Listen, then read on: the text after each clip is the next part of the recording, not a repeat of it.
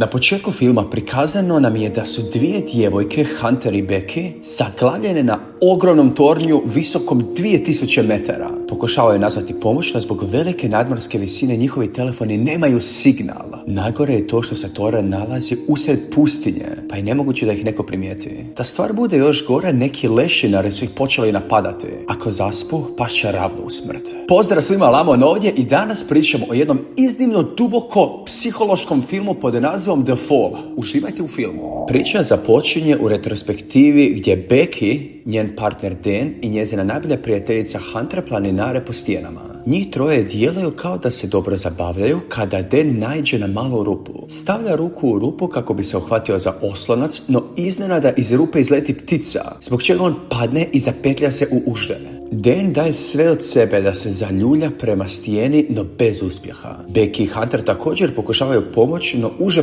pukne i Dan padne u smrt. Scena se zatim premješta 51 tjedana kasnije i Becky je još uvijek progonjena tim događajem. Tijelo je depresivno i pretjerano pije alkohol. Beckin otac James zabrinut je za nju i pokušava je nagovoriti da nastavi sa svojim životom, no ona ga ne sluša. Jedne noći razmišlja o tome da si oduzme život uzimanjem prekomjerne količine lijekova. Upravo ako to namjerava učiniti, prima telefonski poziv od Hunter nakon dugo vremena. Sljedećeg dana Hunter posjećuje Becky i spominje svoj plan da se popne na B67 TB toranj. Također poziva Becky da se pridruži, govoreći da mogu živjeti avanturu koja im je dugo nedostajala. Becky, koja je u boli, ne pokazuje nikakav interes, međutim sljedećeg jutra, kad se prisjeti vremena provedenog sa Danom, promijeni mišljenje i odluči se popeti zbog njega. Ubrzo nakon toga obje kreću prema tornju. Na putu Becky primjećuje stare fotografije Hunter na svom telefonu. Dok lista fotografije primjećuje jednu na kojoj se vidi muška ruka na Hunter. Becky pita tko je taj muškarac, no Hunter ne otkriva nikakve informacije. U tom trenutku Becky ima poziv svog oca, no on se ne javlja. Nakon duge vožnje zaustavljaju se u motelu kako bi prenoćile. Tijekom večere Becky saznaje da je Hunter sada vlogerica i da zarađuje dovoljno novca kako bi putovala na nova mjesta. U međuvremenu primjećuje TV toranj koji izgleda kao 4. najviša građevina u Americi. Sljedećeg jutra Becky i Hunter ulaze u automobil kako bi nastavile putovanje. Hunter počinje voziti i snimati svoj vlog, govoreći gledateljima o tornju visokom 2000 stopa. Zbog toga što se koncentrirala na vlog, zamalo su se sudarili sa kamionom. Nakon nekog vremena stiže do područja tornja, no kapija je zatvorena i postavljen je znak opasnosti. Unatoč tome odlučio ostaviti automobil i krenuti pješice kroz napušteni krajolik.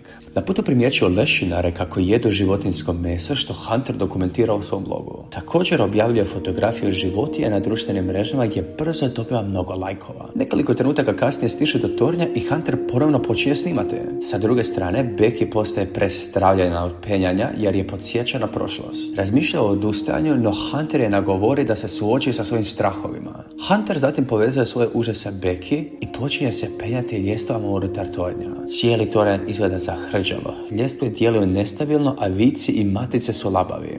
Dokle se Becky penje, jedna metalna šipka ljestva pukne, što je dodatno preplaši.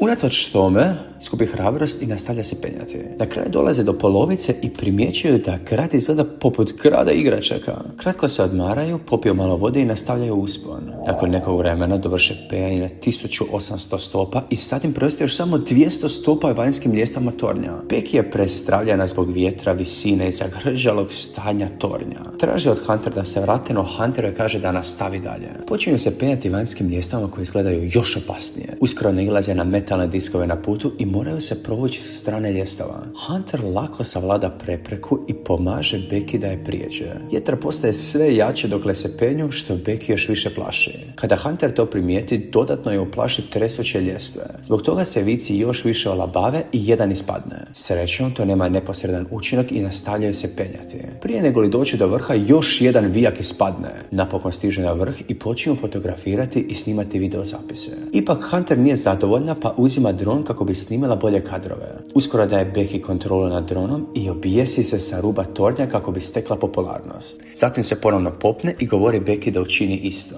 Becky je šokirana i odbija, no Hunter je nagovara tvrdeći da je to jedini način da pobjedi svoj strah. Becky tada uzme Hunterinu ruku i polagano se objesi sa ruba tornja. Istovremeno Hunter pravi selfije i zatim povlači Becky gore prije nego li ruka klizne. Nakon toga Becky rasipa Danov pepeo i maša mu posljednji put stvarajući emotivan trenutak trenutak za obje. Odlučuju se vratiti.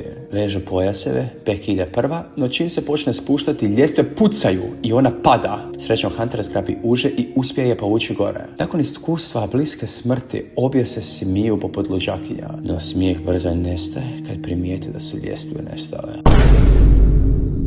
Provjeravaju telefon, no nema signala. Također primjećuju da je njihova torba s vodom i zalihama pala na disk tornja. Pronalaze dalekozor i signalne pištolje, no to je beskorisno. Becky paničari, no Hunter je smiruje govoreći da je netko sigurno čuo pad ljestava i da trebaju pričekati pomoć. Dokle smišljaju plan bijega, Hunter primjećuje veliki rez na Beckinoj nozi od ranijeg pada i veže majicu oko rane. Nakon nekog vremena Becky ispituje Hunter zašto je počela vlogati. Hunter odgovara da je to počelo zbog DNA, što izaziva sumnju kod Becky. Nekoliko sati kasnije Hunter se sjeti da je ranije objavila fotografiju životinje i vjeruje da postoji signal na određenoj visini. Veže telefon za uže i spušta ga što niže može u nadi da će uhvatiti signal i objaviti poruku za pomoć. Pokušaj da uspije.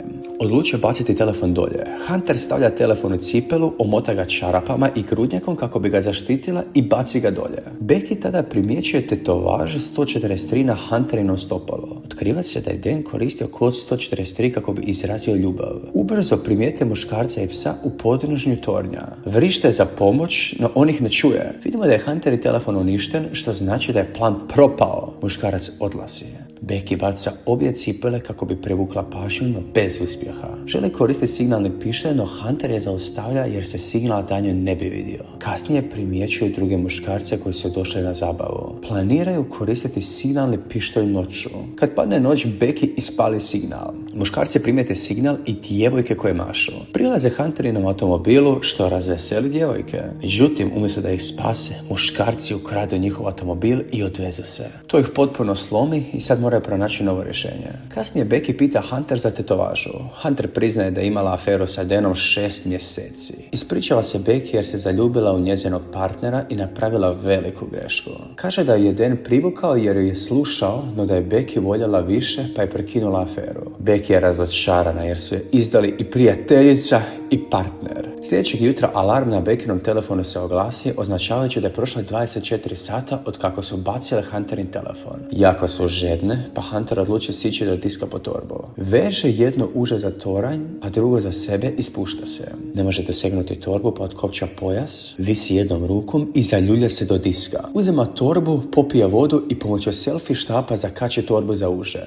Becky povlači uže dokle se Hunter penje. Pred sam vrh ruke joj sklizne i ona padne. Beckino srce staje, no vidi da Hunter drži torbu. Hunterina ruka je ozlijeđena, pa Becky skuplja svu snagu i vuče je gore. Kasnije Becky napiše poruku za pomoć, pričvrsti je na dron i pokuša ga poslati do mobitela. Baterija je preslaba i dron se mora vratiti. Te noći Becky sanja kako lešinari jedu Hunterino tijelo. Probudi se i shvati da je to noćna mora.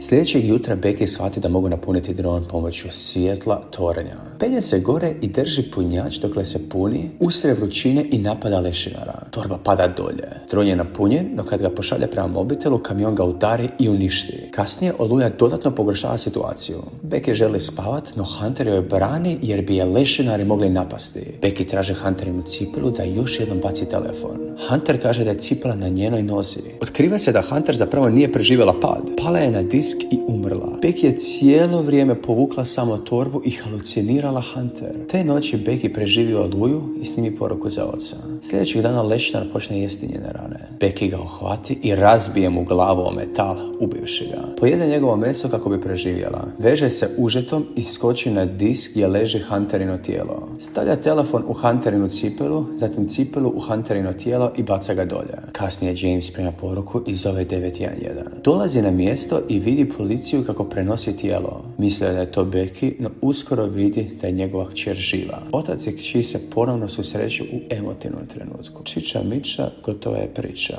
Znači, gang, ako vam se sviđa ovaj film, vjerujte mi, sviđat će vam se i film u kojem djevojčica od 10 godina narasuje toliko trbuh da su svi pomislili da je ona trudna. Sad, ako želite saznati da stvarno bila trudna, uđite na moj zadnji filmovi ukratko video.